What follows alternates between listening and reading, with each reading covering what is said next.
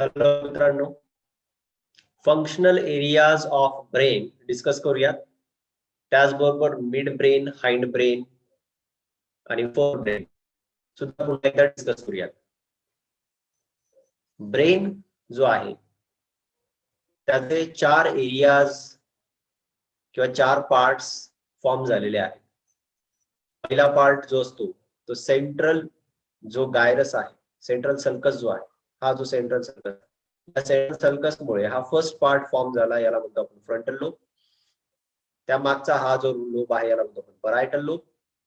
त्यानंतर इथे occipital form झालेला आहे आणि हा जो लोब आहे हा टेम्पोरल लोब फॉर्म झालेला आहे. परायटो ऑक्सिपिटल सल्कस जो आहे हा परायटल आणि टेम्पोरल, परायटल आणि ऑक्सिपिटल लोब फॉर्म करतो. आणि हा जो लॅटरल सल्कस आहे ज्याला सिल्वियम सल्कस असं म्हणतात, याने टेम्पोरल लोब हा फॉर्म केलेला आहे. या फ्रंटल लोबवर चे जे नर्व्स आहेत किंवा फ्रंटल लोबवरचे जे एरियाज आहेत हे व्हॉलंटरी मोटर ऍक्टिव्हिटीजला कंट्रोल करतात. सो फ्रंटल एरिया जो आहे हा फ्रंटल लोबचा एरिया हा मोटर एरिया आहे जो व्हॉलंटरी ऍक्टिव्हिटीजला कंट्रोल करतो. याचबरोबर इनव्हॉलंटरी ऍक्टिव्हिटीज, ज्या ऑटोनॉमिक नर्वस सिस्टम वाल्या ऍक्टिव्हिटीज आहेत, या सुद्धा या फ्रंटल एरियाज किंवा फ्रंटल लोबवरचे एरियाज कंट्रोल करतात. फ्रंटल लोब असोसिएटेड आहे इंटेलिजन्स, विल पॉवर, मेमरी आणि personality. So intelligence, willpower, memory, all these aspects are controlled by the frontal lobe. Parietal lobe जो आहे हा parietal lobe pain, pressure, temperature म्हणजे generally हा sensory आहे. म्हणून इथे पाहू शकता तुम्ही सोमॅटो सेन्सरी एरिया दाखवला. हा जो सोमॅटो सेन्सरी एरिया आहे हा इंडिकेट करतो की जे सेन्सेशन आहे like touch, pain, pressure, temperature यांना हा रिसीव्ह करतो. टेम्पोरल लोब जो आहे, टेम्पोरल लोब, या टेम्पोरल लोबवर स्मेल साठी सेंटर असतात, ऑल्फॅक्टरी सेंटर असतात, हिअरिंग साठी सेंटर असतात, ऑडिटरी सेंटर असतात, त्यानंतर स्पीच साठी सेंटर असतात आणि इमोशन्स कंट्रोल करणारे सेंटर्स असतात. जो ऑक्सिपिटल एरिया आहे हा रिलेटेड आहे विजन बरोबर, म्हणून विजन सेंटर जो आहे तो ऑक्सिपिटल एरिया मध्ये असतो. जिथे टेम्पोरल लोब, ऑक्सिपिटल लोब यांचा बॉर्डर आहे, या ठिकाणी एक एरिया प्रेझेंट आहे ज्याला म्हणतात वर्निक्स एरिया. वर्निक्स एरियाला सेन्सरी स्पीच एरिया असं सुद्धा म्हणतात. हा जो एरिया आहे वर्निक्स एरिया याला intelligence centre of the brain असं सुद्धा म्हणतात. So Wernicke's area is the sensory speech area. या एरियाद्वारे जे स्पोकन आणि रिटन वर्ड्स असतील यांचं अंडरस्टँडिंग केलं जातं. It is required for this area is responsible for the understanding of the spoken and the written words. Vernix area is also related with the intelligence, ठीक आहे, and it is called as a sensory speech area. असंच तुम्ही frontal लोबवर एक area पहा, याला म्हटलं जातं Broca's area. Broca's area is the motor speech area. Motor speech area जो असतो तो थॉटचं कन्व्हर्जन स्पीच मध्ये करतो. ज्यावेळेस आपण बोलतो पहिले आपण थॉट विचार करतो आणि मग आपण बोलतो. So it translates the thoughts into the speech.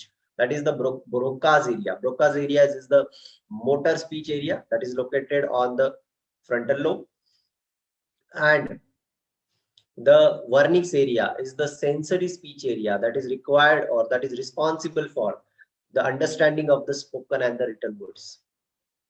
या लेक्चर मध्ये मी काही एक्स्ट्रा इमेजेस सुद्धा ऍड केलेल्या आहेत, जे एक्स्ट्रा इमेजेस तुम्हाला हेल्प करतील जे टेक्स्ट मधलं जे कंटेंट आहे ते अंडरस्टँड करण्यासाठी. पुढे आपल्याला बघायचं बेसल न्यूक्लियाय किंवा बेसल गँग्लिया. बेसल न्यूक्लियाय किंवा बेसल गँग्लिया जे असतात, these are the grey matter that is present within the white matter. Grey matter जो आहे तो व्हाईट मॅटर मध्ये पेनिट्रेट झालेला असतो आणि त्याचे न्यूक्लियाय सारखे स्ट्रक्चर दिसतात. याला बेसल न्यूक्लियाय किंवा बेसल गँग्लिया असं म्हणतात. बेसल न्यूक्लियाय किंवा बेसल गँग्लिया दोन्ही बाजूने दिसतात, थॅलामसच्या दोन्ही बाजूने दिसतात. फॉर एक्झाम्पल इथे पाहू शकता तुम्ही, इथे मी लोकेट करतो एरियाला, पहा हा एरिया जो दिसतोय तुम्हाला, हा जो पर्पल कलर मध्ये दाखवलेला एरिया आहे हा एरिया इंडिकेट करतोय बेसल गँगलिया. ठीक आहे, इथपर्यंतचा एरिया बेसल गँगलियाला इंडिकेट करतो आणि याच्या पुढे हा जो पार्ट आहे याला अॅमिग्डाला असं आपण म्हणतो. ठीक आहे, बघा इकडे हा जो एरिया आहे बेसल न्यूक्लियाचा, या एरियामध्ये न्यूरो ट्रान्समीटर रिसीव्ह केले जातात. तुम्हाला माहिती what is neuro transmitter? Neuro transmitter chemical impulse जो असतात त्याला पास ऑन करतात. सो बेसल न्यूक्लियाय रिसीव्ह करतात न्यूरो ट्रान्समीटर वेगवेगळ्या पार्ट्स कडनं, आणि त्यामुळे बेसल न्यूक्लियाय जे असतात these are involved in the actions or the activities at the subconscious level. Subconscious level मध्ये ज्या ऍक्टिव्हिटीज होतात, फॉर एक्झाम्पल बाईक चालवणे किंवा बायसिकल चालवणे किंवा आपण राईट लिहितोय. ठीक आहे, ज्यावेळेस आपण खूप जास्त थिंकिंग नाही करत, सबकॉन्शियस लेवलला ज्या ऍक्टिव्हिटीज होतात त्या ऍक्टिव्हिटीज कंट्रोल करण्याचं काम हे बेसल न्यूक्लियाय करतात. इथे तुम्ही पाहू शकता, इथे बेसल न्यूक्लियाय दाखवलेला आहे. हा जो बेसल न्यूक्लियाय आहे, या बेसल न्यूक्लियायला म्हटलं जातं, पहा इथे वरती तुम्हाला कॉर्पस कॅलोसम दिसेल. हा वरचा पार्ट पहा, हा काय, हा कॉर्पस कॅलोसम आहे, हा वाला पार्ट. ठीक आहे, दिस part is the corpus callosum. इथे तुम्हाला हा वाला पार्ट दिसतोय, याला म्हटले पहा chordate nucleus. You can find this part. हा कॉर्डेट न्यूक्लियस आहे आणि हा जो पार्ट आहे इथला याला म्हटलंय प्युटॅमिन. प्युटॅमिन. ठीक आहे, आणि हे जे रिजन तुम्हाला दिसतात इथे, या रिजन मध्ये पहा कॉर्पस स्ट्रायटम तुम्हाला दिसेल. So this part is indicating a corpus striatum. Corpus striatum हा कॉर्पस कॅलोसम आहे आणि हा जो पर्पल वाला पार्ट आहे याला कॉर्पस स्ट्रायटम असं म्हणतात. बुक मध्ये याची काही फिगर दिलेली नाहीये कॉर्पस स्ट्रायटमची. कॉर्पस स्ट्रायटम आहे, हा कॉर्पस स्ट्रायटम लार्जेस्ट बेसल.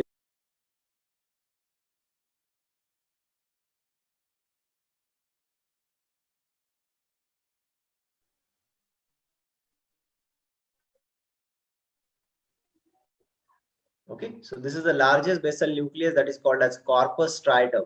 आणि हा जो कॉर्पस स्ट्रायटम आहे याच्यामध्ये हा जो पार्ट आहे this is called as a lentiform nucleus, आणि हा जो रिजन दिसतो तुम्हाला या रिजनला म्हणायचं caudate nucleus. This lentiform nucleus म्हणजे हा वाला पार्ट आणि हा कॉर्डेट न्यूक्लियस म्हणजे हा वाला पार्ट.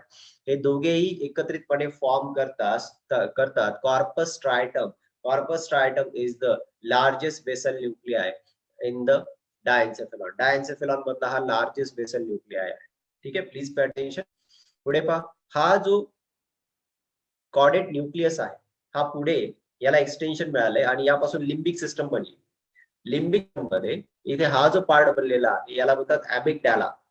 अॅमिग्डाला जो आहे हा इमोशनल पार्ट आहे ब्रेनचा. ब्रेनचा हा इमोशनल पार्ट आहे. पूर्ण बॉडीमध्ये emotional control during the teenage amygdala control करतो.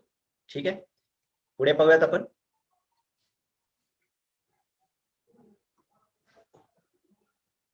Ventricles of the brain.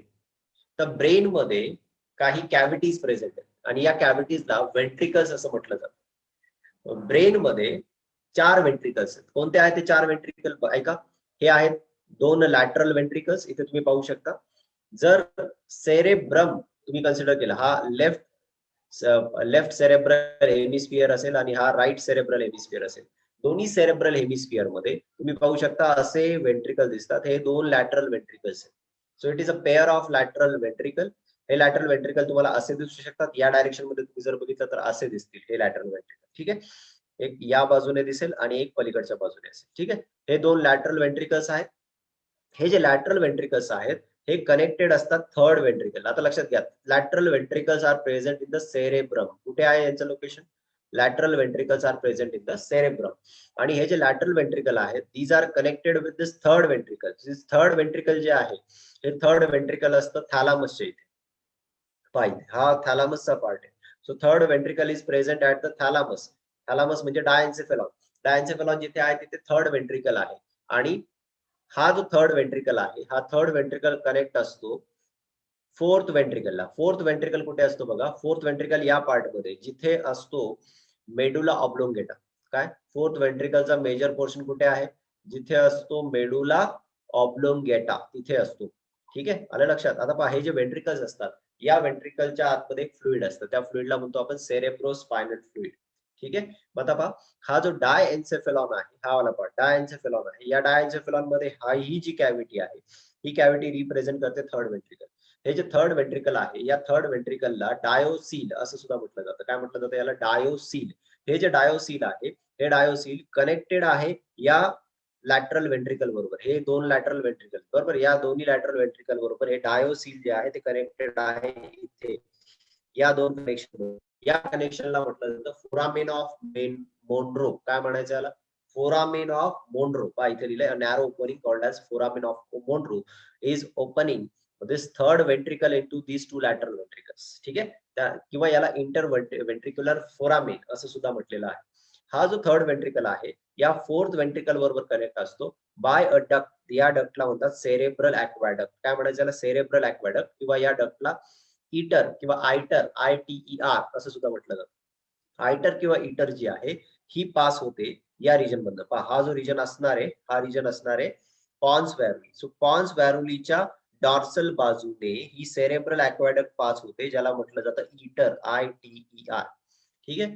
तर मग पहा, इथे आहे फोर्थ वेंट्रिकल. फोर्थ वेंट्रिकल जे आहे ते मेडुला ऑब्लोंगेटाच्या डॉर्सल बाजूला आहे आणि मेडुला ऑब्लोंगेटा जो आहे तो ओपन होतो स्पायनल कॉर्ड मध्ये, स्पायनल कॅनल मध्ये. त्याला म्हणायचं आपण काय? Central canal. ठीक आहे. आता हे जे आहेत वेंट्रिकल्स, या वेंट्रिकल मध्ये असतं सेरेब्रोस्पायनल फ्लुइड आणि हे जे सेरेब्रोस्पायनल फ्लुइड आहे हे रिलीज केलं जातं by the choroid plexus as well as the P matter. P matter आणि कोरॉइड प्लेक्सस जे असतात हे या सेरेब्रोस्पायनल फ्लुइडला रिलीज करतात. I hope you have understood the ventricles. Ventricles वर एखादा लॅटरल वेंट्रिकलचं लोकेशन आहे सेरेब्रम. त्यानंतर थर्ड वेंट्रिकलचं लोकेशन आहे, हा जो थर्ड वेंट्रिकल आहे याचं लोकेशन आहे थॅलामस. ठीक आहे. त्यानंतर सेरेब्रल ॲक्वाडक्ट किंवा आयटर जी असेल ही पॉन्स व्हॅरुलीच्या डॉर्सल बाजूने असेल. त्यानंतर जो फोर्थ वेंट्रिकल आहे, फोर्थ वेंट्रिकल मेडुला ऑब्लोंगेटाच्या डॉर्सल बाजूला असेल. फोर्थ वेंट्रिकल ओपन होईल स्पायनल कॉर्ड मध्ये, स्पायनल कॅनल मध्ये. पुढे पहा, थर्ड वेंट्रिकल जे आहे ते पोस्टेरियरली कनेक्ट असतं फोर्थ वेंट्रिकलला. याला म्हटलं होतं आपण डक्ट ऑफ सिल्वियस, यालाच म्हणायचं आयटर. ठीक आहे. तर आता ही जी आयटर डक्ट आहे यालाच डक्ट ऑफ सिल्वियस असं सुद्धा म्हटलं जातं. ही आयटर जी डक्ट आहे, ही आयटर डक्ट ओपन करते थर्ड वेंट्रिकलला, फोर्थ वेंट्रिकल मध्ये, आणि याला डक्ट ऑफ सिल्वियस असं सुद्धा म्हटलं जातं किंवा याला सेरेब्रल ॲक्वाडक्ट असं सुद्धा म्हटलं जातं. पुढे पहा, आता आपण पाहूयात sagittal section of the brain. Sagittal section म्हणजे काय? ब्रेनचं जर आपण कन्सिडरेशन केलं तर ब्रेनचे दोन सेरेब्रल हेमिस्फिअर होतील. एक होतील लेफ्ट सेरेब्रल हेमिस्फिअर आणि राईट सेरेब्रल हेमिस्फिअर. सॅगॅटल सेक्शन म्हणजे काय? असा सेक्शन जो बॉडीचा दोन पार्ट मध्ये डिवायडेशन करतो, त्याला म्हणतो आपण सॅगॅटल सेक्शन. ठीक आहे. लॉंगिट्युडिनल सेक्शन सुद्धा आपण याला बोलू शकतो. ठीक आहे. लॉंगिट्युडिनल सेक्शन आहे, या लॉंगिट्युडिनल सेक्शन मुळे सेरेब्रमचे दोन पार्ट मध्ये डिवायडेशन होईल, लेफ्ट आणि राईट सेरेब्रल हेमिस्फिअर. ठीक आहे. आपण एका बाजूने बघतोय, लेफ्ट किंवा राईट पार्ट कडनं तुम्ही पाहू शकता. ठीक आहे. आणि या सॅगॅटल सेक्शन मध्ये तुम्हाला दिसेल हा थॅलामस. दिस इज अ थॅलामस. ठीक आहे. हा जो पार्ट दिसतो या पार्टला म्हणतो आपण थॅलामस. थॅलामसचा जो अप्पर पार्ट आहे पहा, this is a roof of the thalamus. हा जो आहे हा रूफ आहे थॅलामसचा. ठीक आहे. थॅलामसचा जो रूफ आहे याला म्हणायचं इपिथॅलामस. काय म्हणणार तुम्ही याला? इपिथॅलामस. ठीक आहे. आणि त्याचा जो खालील पार्ट आहे, हा वाला पार्ट जो आहे याला म्हणतो आपण काय? हायपोथॅलामस. ठीक आहे. दिस इज अ हायपोथॅलामस. हायपोथॅलामस जो असतो तो कनेक्ट झालेला असतो, इथे ग्लँड असते, हिला म्हणतो आपण पिट्युटरी ग्लँड. ठीक आहे. आणि हायपोथॅलामस कनेक्ट झालेला आहे एका स्टार्कद्वारे, त्याला म्हणतो आपण इन्फंडिब्युलम. इन्फंडिब्युलमद्वारे पिट्युटरी ग्लँडला ते कनेक्ट असतं.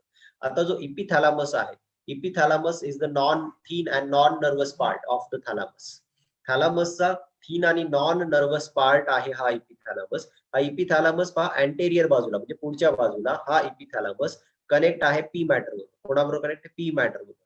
पी मॅटर बरोबर कनेक्ट होऊन या इपिथॅलामसने अँटेरियर बाजूला फॉर्म केलं आहे कोरॉइड प्लेक्सस. आणि जे कोरॉइड प्लेक्सस आहे हे रिलीज करतं सेरेब्रोस्पायनल फ्लुइड. काय रिलीज करतं? Cerebrospinal fluid. स्लोली अंडरस्टँड करून घ्या.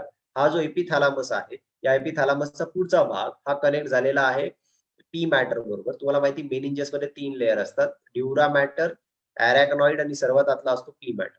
हा आतला पी, हा अरॅक्नॉइड आणि त्याच्या बाहेरचा असतो ड्युरा मॅटर. ठीक आहे. आणि तुम्हाला माहिती पी मॅटर जो आहे तो सेरेब्रोस्पायनल फ्लुइड रिलीज करतो. मग पी मॅटर जो आहे या पी मॅटर बरोबर हा इपिथॅलामसचा अँटेरियर पार्ट कनेक्ट झालेला आहे, त्याने कोरॉइड प्लेक्सस फॉर्म केलेला आहे, त्यामुळे सेरेब्रोस्पायनल फ्लुइड हा पार्ट जो आहे तो रिलीज करेल. आणि हे जे सेरेब्रोस्पायनल फ्लुइड आहे ते या पार्ट मध्ये, या व्हेंट्रिकल मध्ये रिलीज केलं जाईल. आताच आपण व्हेंट्रिकल डिस्कस केला, थर्ड व्हेंट्रिकल जो आहे हा वाला पार्ट, याच्यामध्ये हा जो अँटेरियर पार्ट असेल सीएसएफचा, सीएसएफ रिलीज करणारा इपिथॅलामसचा अँटेरियर पार्ट जो सीएसएफ रिलीज करणार आहे तो इथे रिलीज करेल या व्हेंट्रिकल्स मध्ये. ठीक आहे, म्हणजे तो असेल कोरॉइड प्लेक्सस. पुढे पहा, हा जो पोस्टेरियर पार्ट आहे इपिथॅलामसचा, हा पोस्टेरियर पार्ट कनेक्ट झालेला आहे एका ग्लँड बरोबर. डॉर्सल पार्ट जो आहे हा कनेक्ट झालेला आहे ग्लँड बरोबर. ग्लँड कोणती आहे? Pineal Gland.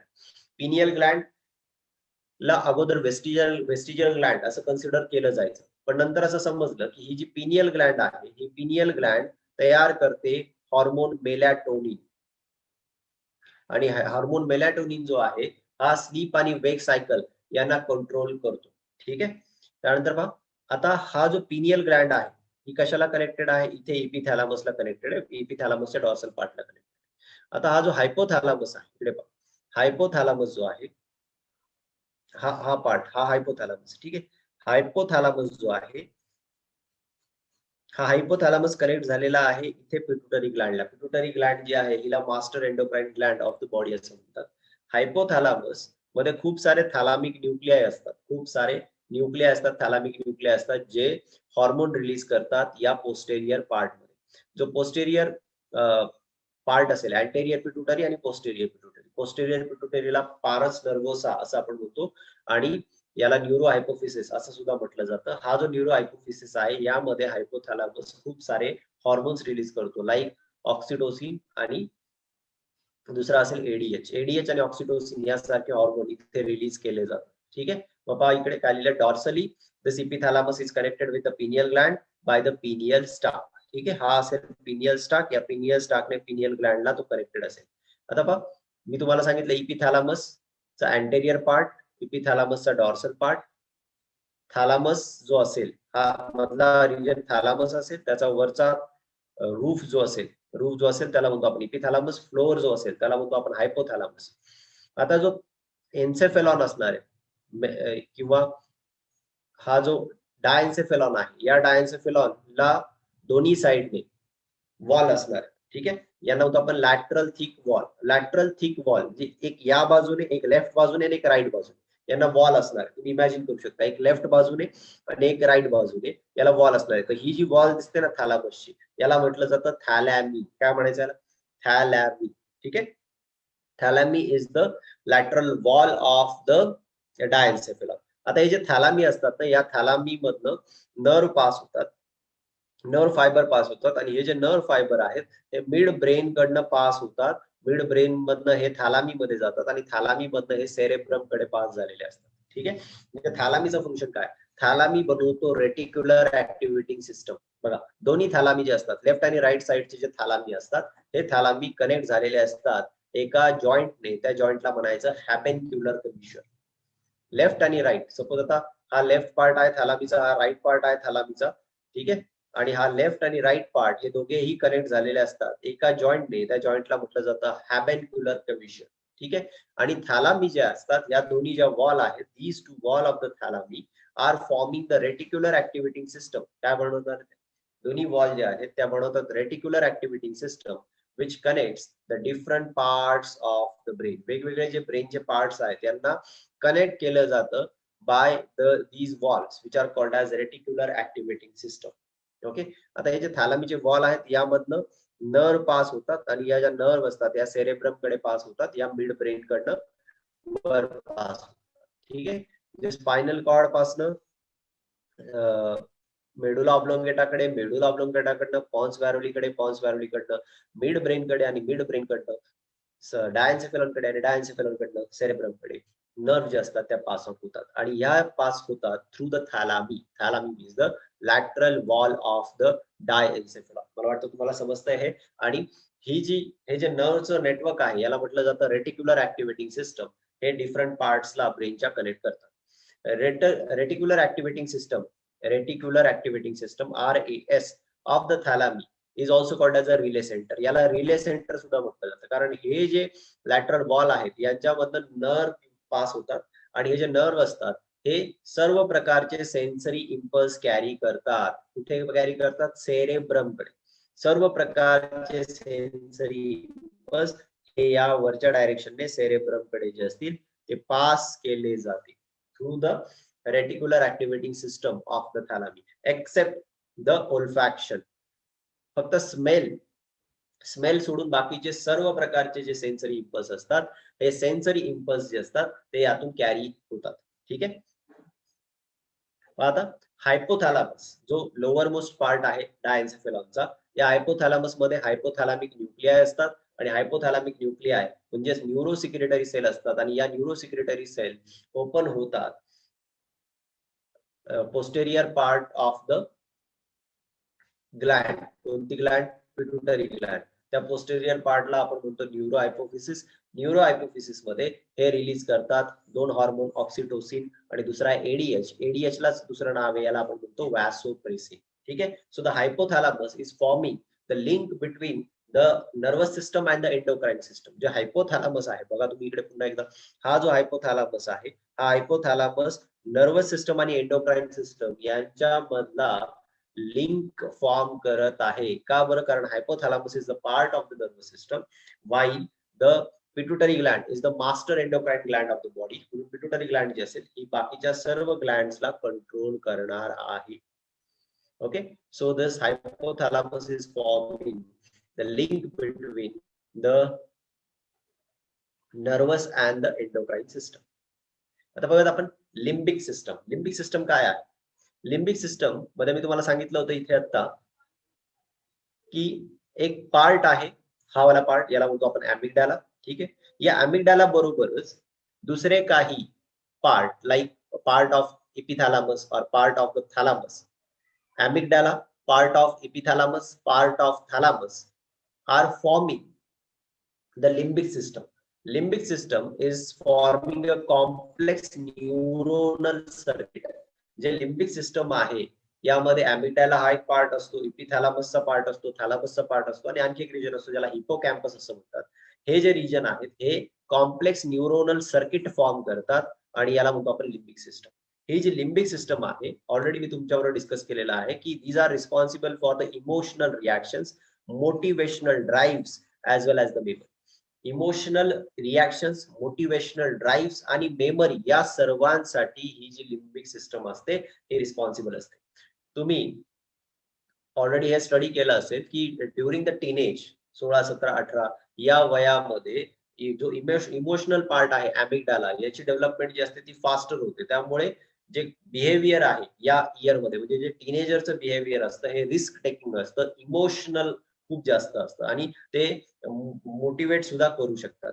ठीक आहे. आणि मेमरी सुद्धा या वयामध्ये जी असते ती स्ट्रॉंग असते. Right. So amygdala, epithalamus, thalamus, hippocampus हे जे पार्ट आहेत these are forming the limbic system. यावर एखादा एमसीक्यू येऊ शकतो की लिम्बिक सिस्टमचा रोल काय? Limbic system are responsible for the emotional reactions, these are responsible for the motivational drives as well as for the memory. आता बघूयात आपण पुढचा पार्ट जो इन्फेरियर सरफेस आहे हायपोथॅलामसचा. हायपोथॅलामसचा इन्फेरियर म्हणजे लोअर साइडचा जो सरफेस आहे इथे ऑप्टिक चियास्मा प्रेझेंट असतं. आता ऑप्टिक चियास्मा काय आहे बघा. इथे पहा, इथे लेफ्ट आणि राईट आय दाखवलेला आहे. या लेफ्ट आणि राईट आय मधनं काही ऑप्टिक नर्व्स बाहेर पडताना तुम्हाला दिसतात. या ज्या ऑप्टिक नर्व्स आहेत या इथे क्रॉस करतात बघा.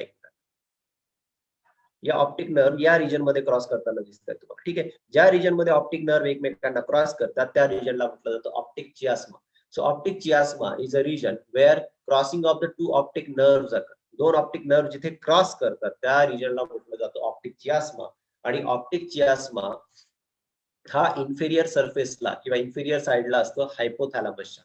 मी इथे दाखवू शकतो तुम्हाला. पहा, हा हायपोथॅलामस आहे, हा पार्ट जो आहे हा हायपोथॅलामस. ठीक आहे. आता हा जो हायपोथॅलामस आहे या हायपोथॅलामसला इथे ही पिट्युटरी ग्लँड जी आहे ती कनेक्टेड आहे आणि इथे हायपोथॅलामसला आणखी एक रिजन तुम्हाला दिसतो. इथे एक बॉडी दिसते. या बॉडीला म्हटलं जातं मॅमिलरी बॉडी. ही जी मॅमिलरी बॉडी आहे it is a feature of mammals. हे फक्त तुम्हाला मॅमल्स मध्ये दिसतील मॅमिलरी बॉडीज. ठीक आहे. आणि या ज्या मॅमिलरी बॉडी आहे याबरोबर ऑप्टिक चियास्मा जो आहे हा इन्फेरियर रिजन मध्ये हायपोथॅलॅमसच्या प्रेझेंट असतात. ठीक आहे. ऑप्टिक चियास्मा काय आहे? Crossing of the two optic nerve. जिथे दोन ऑप्टिक नर्व एकमेकांना क्रॉस करतात तो रिजन आहे ऑप्टिक चियास्मा.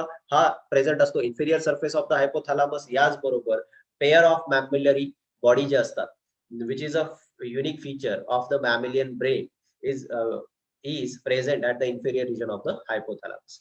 आता हा जो रिजन आहे ना ज्याला म्हटलं जातं आपण मॅमिलरी बॉडी, हा रिस्पॉन्सिबल असतो फॉर द रिकलेक्टिव्ह मेमरी. रिकलेक्टिव्ह मेमरी म्हणजे जे काही आधीचा जो काही स्टिम्युलस असेल त्या स्टिम्युलसची मेमरी, त्या स्टिम्युलसला रिकलेक्ट करण्याची ॲबिलिटी या पार्ट मध्ये असते. याला म्हटलं जातं मॅमिलरी बॉडी. ठीक आहे. सो मॅमर्स जे असतात ते प्रिव्हियस सेन्सिटायझेशन, प्रिव्हियस स्टिम्युलस जो असेल याला लक्षात ठेवू शकतात. का लक्षात ठेवू शकतात? Because they have this mammillary body which is a unique feature of the mammalian brain that is associated with the hypothalamus of the brain. ठीक आहे. मी ते खूप साऱ्या एक्स्ट्रा फिगर्स ऍड केलेल्या आहेत त्यामुळे तुम्हाला most of the parts I think clear झालेले असतील. पुढे आपण जाऊयात मिड ब्रेन कडे. तर आता मी तुम्हाला डायन्सेफेलॉन पूर्णपणे शिकवलेला आहे. डायन्सेफेलॉन मध्ये आपण लिम्बिक सिस्टम कशाने फॉर्म झालेली असते, हायपोथॅलॅमस काय आहे, इपिथॅलॅमस काय आहे, थॅलामी काय आहे, थॅलामीचं रेटिक्युलर ऍक्टिव्हेटिंग सिस्टम काय आहे, ते रिले सेंटर म्हणून कसं काम करतं, ते सर्व प्रकारचे सेन्सरी इम्पल्स सेरेब्रम कडे पाठवू शकतो. फक्त ओल्फॅक्टरी सेन्सेशन नाही पाठवू शकत, कारण ओल्फॅक्टरी सेन्सेशन साठी ओल्फॅक्टरी लोब हे असतात आणि हे आपण मागच्या लेक्चर मध्ये ओल्फॅक्टरी लोब्स काय असतात हे सुद्धा डिस्कस केलेलं आहे. ठीक आहे. आता आपण नेक्स्ट पार्ट कडे जाऊया जो असेल मिड ब्रेन. मिड ब्रेन बद्दल आपण ऑलरेडी डिस्कस केलेला आहे. तुम्हाला आठवत असेल हा पार्ट मिड ब्रेनचा. जुने जर तुम्ही लेक्चर्स पाहिले असतील तर यामध्ये तुम्हाला मिड ब्रेन दिसेल. हा वाला पार्ट बघा, हा मिड ब्रेनचा डॉर्सल साइड. डॉर्सल साइड म्हणजे मागची बाजू आहे मिड ब्रेनची. ठीक आहे. आता ही जी डॉर्सल साइड आहे मिड ब्रेनची, इथे तुम्हाला दोन फुगलेले भाग दिसतात, दोन असे स्वेलिंग दिसतात लार्ज. ओके. हे जे लार्ज स्वेलिंग आहे त्यांना म्हटलं जातं सुपेरियर कॉलिक्युली आणि दोन खालचे स्वेलिंग दिसतात हे जे स्मॉल स्वेलिंग आहेत त्यांना इन्फेरियर कॉलिक्युली असं म्हटलं जातं. जे सुपेरियर कॉलिक्युली आहे these are responsible for the visual reflexes.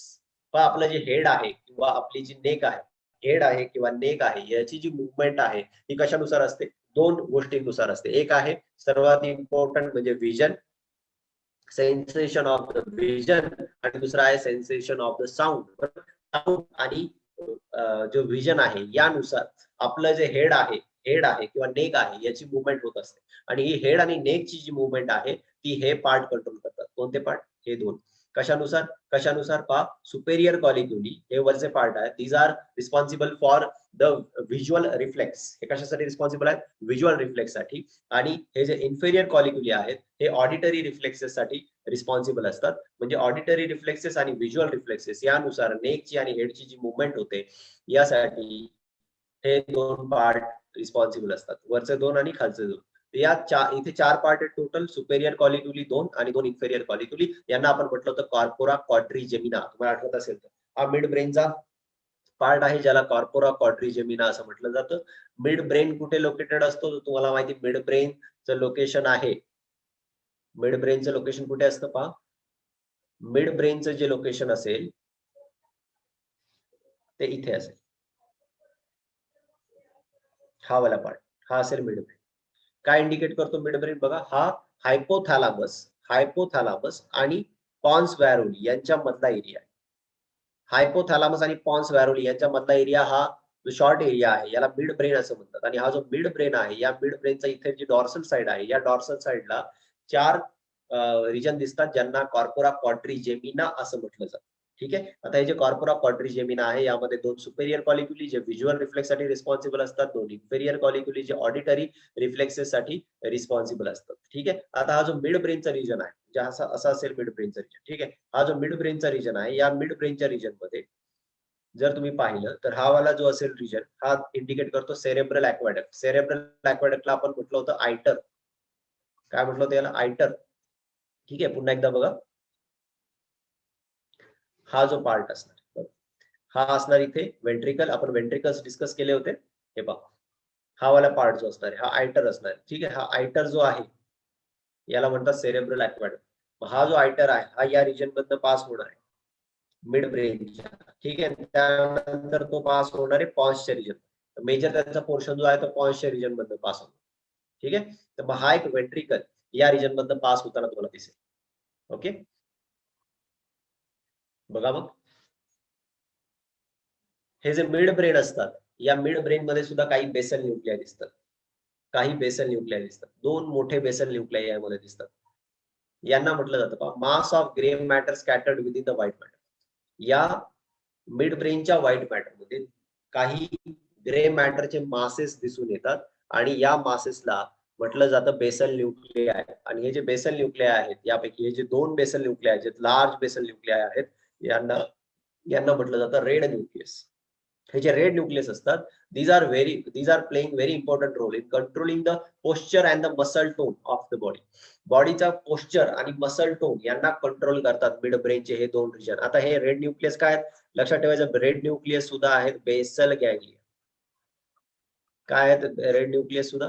Red nucleus सुद्धा आहेत बेसल गँगलिया. आणि हे जे बेसल गँगलिया आहेत, these are the mass of the gray matter which are scattered within the white matter, right? And these are playing important role in maintaining the posture and the muscle tone. आता पहा आणखी एक region तुम्हाला दिसतो पहा, ज्याला म्हटलं जातं सेरेब्रल पेडंकल. हा वाला रिजन, हा वाला रिजन आहे. इथे ऑप्टिक चियास्मा पास होतात या रिजनच्या वरच्या बाजूने.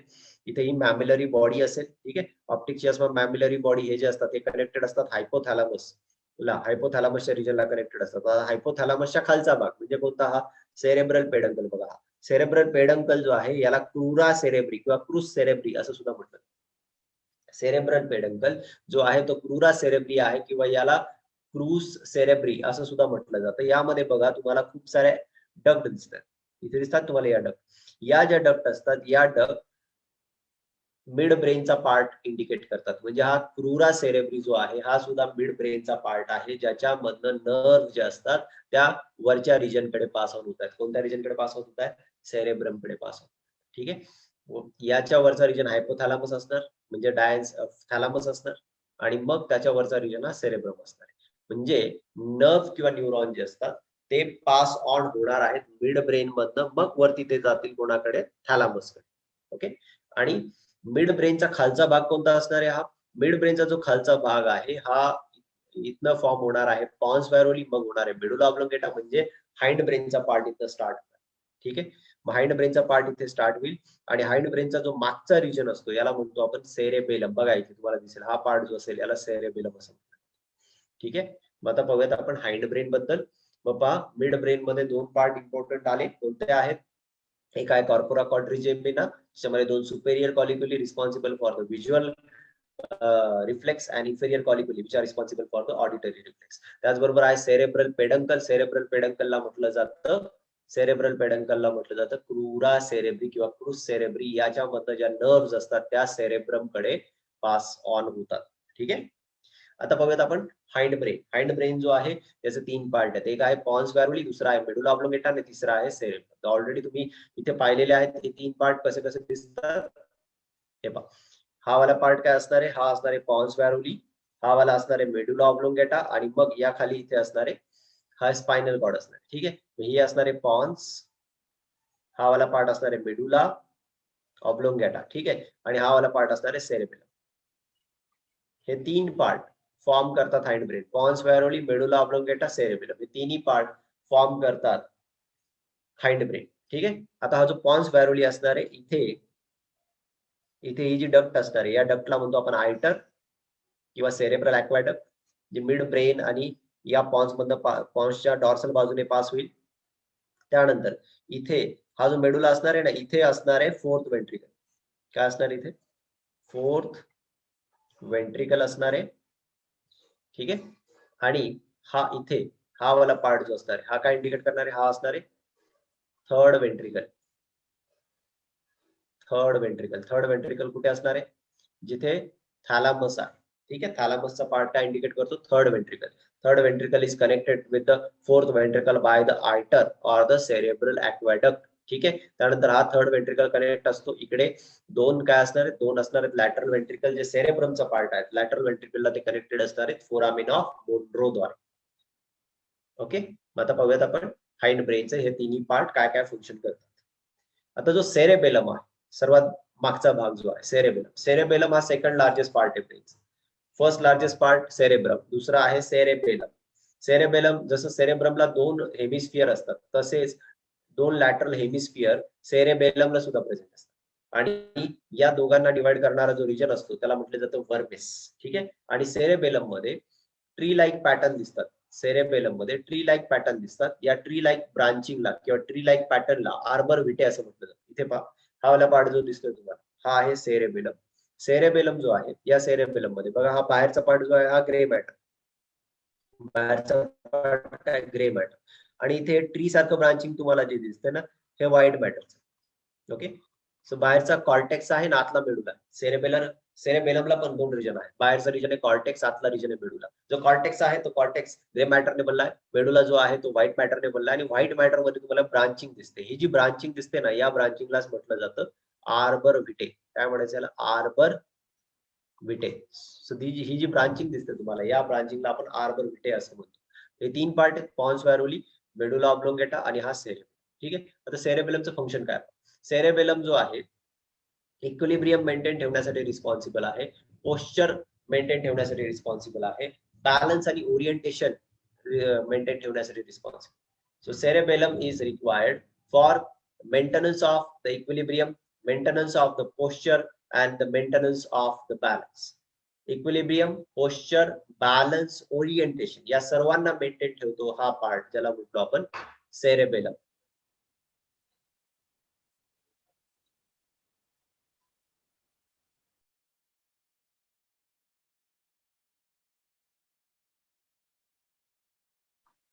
पोस्चर, बॅलन्स, ओरिएंटेशन याला मेंटेन ठेवतो, इक्विलिब्रियमला मेंटेन ठेवतो. सेरेबेलम हा न्यूरोमस्क्युलर ऍक्टिव्हिटीजला सुद्धा कंट्रोल करतो. ज्या ऍक्टिव्हिटीज असतात सेरेबेलमच्या या सर्व इनव्हॉलंटरी असतात, हे तुम्हाला लक्षात ठेवायचं. All the activities of the cerebellum are involuntary and it maintains the equilibrium of the body, it maintains the posture, it maintains the orientation. Suppose आपण चालताना, स्विमिंग करताना किंवा चालताना किंवा रनिंग करताना जो काही आपल्या बॉडीचा पोस्चर आहे त्याला मेंटेन ठेवणं, ओरिएंटेशन म्हणजे मूवमेंट जी असेल हिला बॅलन्स करणं, इक्विलिब्रियम मेंटेन ठेवणं, हे सर्व काम सेरेबेलमचं असतं. आता बघूयात आपण what is the role of pons. Pons जो आहे कनेक्ट करतो सेरेब्रमला, सेरेबेलर रिजनला, मेडुला ऑब्लोंगेटाला आणि स्पायनल कॉर्ड. ओके. इकडे पहा, हा आहे पॉन्स. पॉन्सचं फंक्शन काय असणार आहे? पॉन्स व्हॅरुली जो आहे हा कनेक्ट करतो थ्रू द न्यूरॉन सेरेबेलमला, इकडचा पार्ट सेरेबेलमला, वरचा पार्ट सेरेब्रमला. ठीक आहे. इकडे सेरेब्रम कडे नर्व्ह पास ऑन होतील, त्यानंतर इथे मेडुला ऑब्लोंगेटाद्वारे हे पास ऑन होतात towards the spinal cord. Right. So pons varolii connects cerebrum, cerebellar lobes, medulla oblongata and the spinal cord. Medulla ऑब्लोंगेटाचा काय रोल असेल? मेडुला ऑब्लोंगेटा मध्ये जो आतला मॅटर आहे तो ग्रे मॅटर. इथे डिफरन्स आहे. मेडुला ऑब्लोंगेटा मध्ये आतला मॅटर काय असणार? Grey matter. आणि बाहेरचा मॅटर काय असणार? व्हाईट मॅटर असणार. इथून मागे इथे बघा, इथे काय बघितलं आपण सेरेबेलम. सेरेबेलम मध्ये आतला मॅटर व्हाईट, बाहेरचा मॅटर ग्रे. ब्रेन मध्ये पण तुम्हाला असंच दिसेल. ठीक आहे. परंतु जो मेडुला ऑब्लोंगेटा आणि स्पायनल कॉर्ड जे असणार आहेत यांच्यामध्ये इनर मॅटर ग्रे असणार आहेत. आपण स्पायनल कॉर्डचं क्रॉस सेक्शन पण स्टडी केलाय. स्पायनल कॉर्डचा जर क्रॉस सेक्शन आपण घेतला तर तुम्हाला असा एच शेप ग्रे मॅटर दिसेल. ठीक आहे. हा एच शेप ग्रे मॅटर आणि याच्या बाहेरच्या बाजूला काय दिसतो आपल्याला? व्हाईट मॅटर दिसतो. ठीक आहे. मग हे फीचर आहे मेडुला ऑब्लोंगेटा आणि स्पायनल कॉर्डचं की इनर मॅटर जो असणार आहे हा ग्रे असणार आहे आणि आउटर मॅटर जो असणार आहे हा व्हाईट असणार. मेडुला ऑब्लोंगेटा सुद्धा इनव्हॉलंटरी जे फंक्शन आहेत, इनव्हॉलंटरी व्हायटल फंक्शन जे आहेत यांना कंट्रोल करतो. पहा, जो सेरेबेलम आहे तो पोस्चर, ओरिएंटेशन यांना मेंटेन ठेवतो. त्याचबरोबर ज्या न्यूरोमस्क्युलर ऍक्टिव्हिटीज असतील इनव्हॉलंटरी त्यांना कंट्रोल करतो. परंतु जे व्हायटल इनव्हॉलंटरी ऍक्टिव्हिटीज आहेत, व्हायटल इनव्हॉलंटरी फंक्शन म्हणजे कोणते? हार्टबीट असेल, रेस्पिरेशन असेल, त्यानंतर जे ब्लड वेसल्स असतील यांची मूवमेंट असेल, ब्लड वेसलचं कॉन्ट्रॅक्शन रिलॅक्सेशन असेल, पेरिस्टाल्सिस असेल, जे इसोफेगस असेल किंवा जी गॅस्ट्रोइंटेस्टिनल ट्रॅक्ट आहे याची जी मूवमेंट असेल, या सर्वांना या ज्या इनव्हॉलंटरी परंतु व्हायटल ऍक्टिव्हिटीज आहेत यांना कंट्रोल करतो मेडुला ऑब्लोंगेटा. याचबरोबर स्नीझिंग असेल, कफिंग असेल यासारख्या ऍक्टिव्हिटीजला सुद्धा मेडुला ऑब्लोंगेटा कंट्रोल करतो. So medulla oblongata controls involuntary vital functions like heartbeat, respiration, vasomotor activities as well as the peristalsis. आता हा जो मेडुला ऑब्लोंगेटा आहे याच्या मागच्या रिजन मध्ये काय असणार आहे, फोर्थ वेंट्रिकल असणार आहे. या फोर्थ वेंट्रिकलला म्हटलं जातं मेटासील. प्लीज रिमेंबर, याला म्हटलं जातं metacoel. And this fourth ventricle is connected with the third ventricle by the iter, ITER. ठीक आहे, ओके. त्यानंतर पहा, आता लास्ट पॉइंट कडे आहोत आपण. हा जो डॉर्सल साइड आहे, ही जी डॉर्सल साइड आहे मेडुला ऑब्लोंगेटाची, या डॉर्सल साइड मध्ये इथल्या ज्या सेल्स असतील या सेल्सला म्हणू शकतो आपण the cells of the choroid plexus. कशाच्या सेल्स आहेत या, कोरॉइड प्लेक्ससच्या.